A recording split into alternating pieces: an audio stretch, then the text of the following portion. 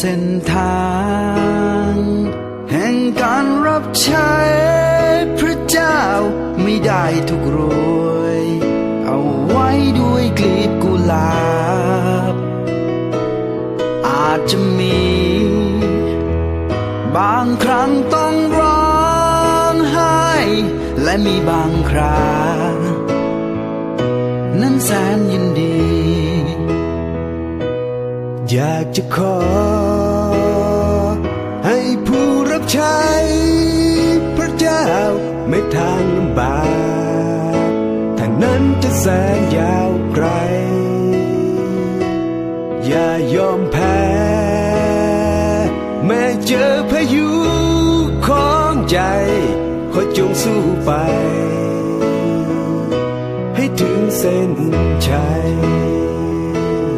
เพราะว่ามี